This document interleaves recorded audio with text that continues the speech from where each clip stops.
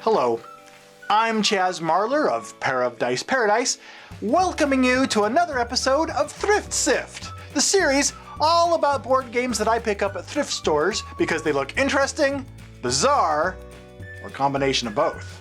Well, today, what's left of my will to live brings you 2010's Justin Bieber Backstage Pass board game, the game that dares players to answer disturbing questions about the pop star and themselves as they race each other for a backstage pass and a special message prepared especially for the biggest Bieber believer. So, weave your way through the concert halls with me as we scramble to be the first behind the concert curtain. It's a journey of discovery about the pop star and ourselves as we compete to earn a Justin Bieber Backstage Pass today on Thrift Sift.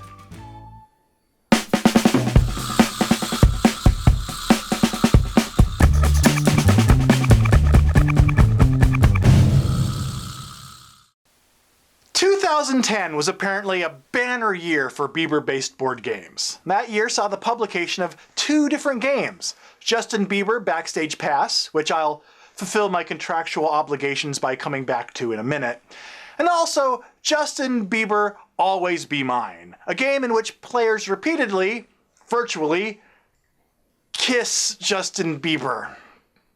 So why do I bring up Always Be Mine? Because I'm pretty sure that game was created for the sole purpose of helping us keep our perspective on this game. I'm sure that this one can't be as bad as that one.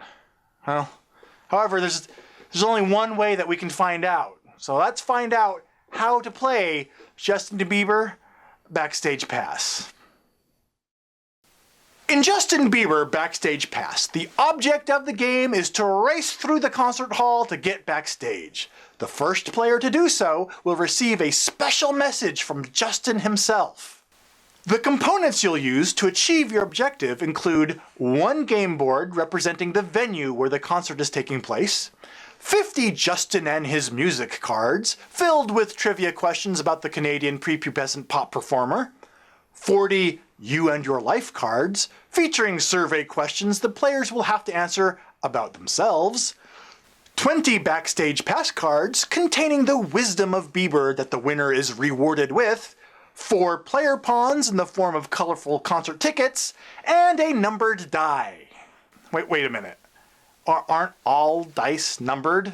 The numbers are what makes it a die. Otherwise, it'd just be a cube. Okay, never mind. While setting up the game, the very first thing that you're going to notice is that everything in this game is designed to look like it's telling you, hey girl, hey girl, hey girl, hey girl, hey girl. The rules state that after setting up the board, shuffling all decks of cards and putting them in their respective piles, and selecting a player pawn, you are now ready to play the game. That's a bit presumptuous, isn't it, rules? I mean, I don't know if I'm really ever going to be ready to play this game. All players begin on the entrance space of the game board. On their turn, the player rolls the numbered die, or just die because it's not a bloody cube. The number rolled determines which question from the top card of the Justin and his music deck that they must answer. And what kind of questions about the man and his music can we expect? Well, here's some example questions. What two things does Justin's mom sometimes take away on tour? The answer, his phone and computer. Oh, what a bizarre thing to do. Where does one even take a phone and a computer away on tour to? Radio Shack? Oh, unless you meant she takes them away from him while he is on tour. Okay, that makes more sense. All right, we'll just assume that that's what was implied. Sure, I mean, the way this question is phrased may seem lazy, but I'm sure it was just an oversight, and they'll redeem themselves with the next question, which is, what computer video broadcast did Justin first upload his videos? Alrighty, I'm not certain, but there seems to be several words missing from that question. Regardless, the card tells us that the answer to this question is YouTube. even though YouTube is an online broadcasting service and not a broadcast itself. We'll come back to this game's inventive use of grammar a little bit later. For now, let's give this game one more chance to redeem its lazy writing with the next question. Switching letters in Justin's name gives you what nickname? Oh, anagrams! Okay, I love these. Okay, game. What inventive solution did you come up with? Justin Bieber. Justin Bieber? Really, game? That's what you came up with? Oh.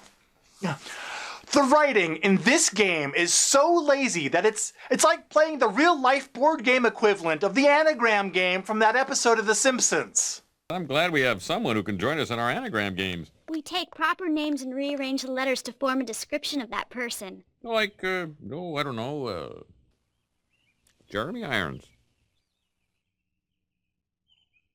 Jeremy's iron.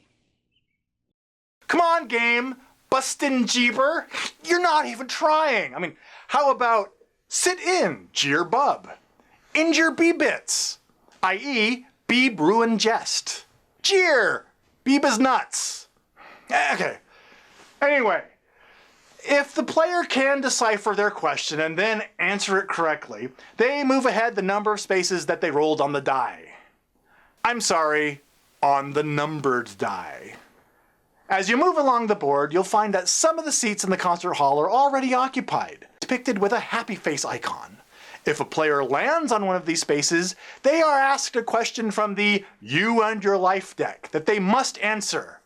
But really, if you're playing this game, I think there's only one question about you and your life that you really need to come up with an answer for. The game uses the You and Your Life deck to take the opportunity to veer sharply off course from pop trivia into some deep, insightful introspection. Some of the questions players are asked about themselves include, describe one thing that you regret having done. Describe the saddest that you have ever been. Describe the worst pain you ever felt. Wait a minute.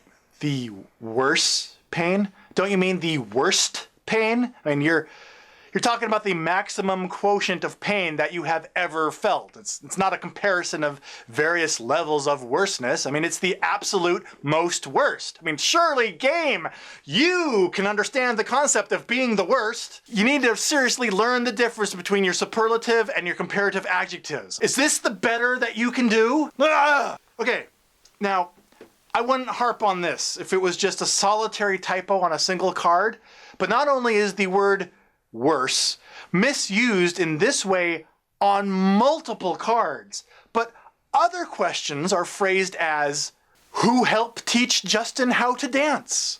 What country did Justin go bungee jumping? And what city does Justin currently live?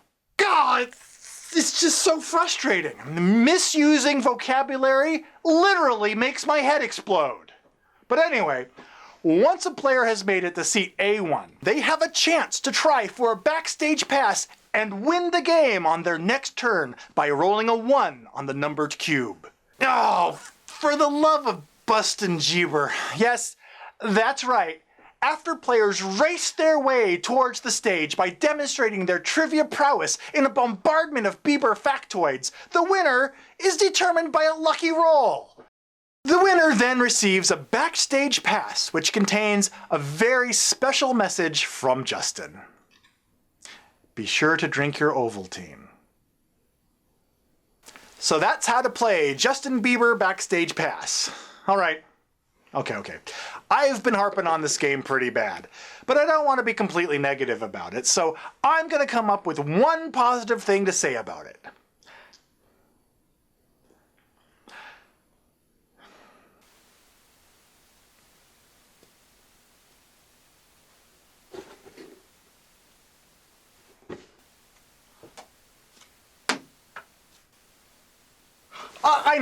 I know. I like the shade of purple that they used on the box. Hey, girl.